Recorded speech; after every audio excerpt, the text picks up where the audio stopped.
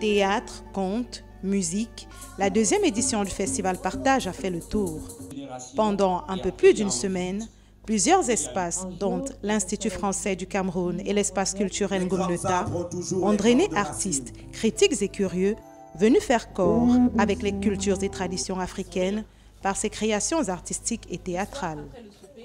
Pour moi, c'était une fabuleuse projection de ces deux artistes qui nous ont fait voyager entre le Cameroun, l'Afrique, les souvenirs et surtout beaucoup de nostalgie qui nous permet de nous interroger sur une seule chose importante, c'est-à-dire la sauvegarde du patrimoine.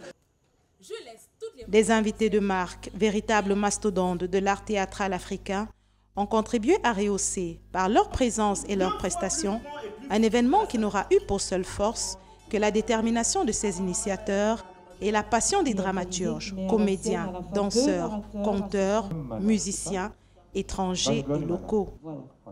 On se dit que le théâtre pour nous c'est l'oxygène. Dès qu'il te manque de l'oxygène, tu t'asphyxies et tu meurs.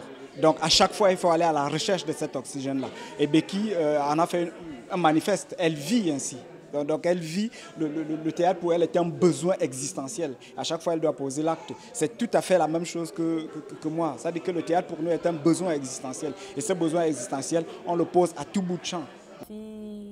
Avec des innovations et spécificités de l'ordre de la réconciliation dès la base de l'Africain avec sa culture et de la contribution de la femme à la création comme en l'enracinement culturel, le festival porté par Becky B, la compagnie Cogno Art et la compagnie Rouge, entre autres, a veillé à mener un travail de fond. Les sages-femmes, c'est une innovation dans le festival. Mais la base du festival, qui est la programmation de spectacles, elle ne bouge pas. C'est la base, comme on dit au quartier. Dans le grand rendez-vous du donner et recevoir mondial, faire participer l'Afrique, c'est peut-être d'abord faire naître en l'Africain cette capacité d'assumer et de valoriser pleinement une culture qui, au milieu des autres, tend à se faire toute petite, au point quelquefois d'être totalement absorbée. Le partage ou les partages s'avèrent indispensables pour la construction de l'édifice mondial. Le Festival international Partage a tenu à le rappeler et c'est plutôt réussi.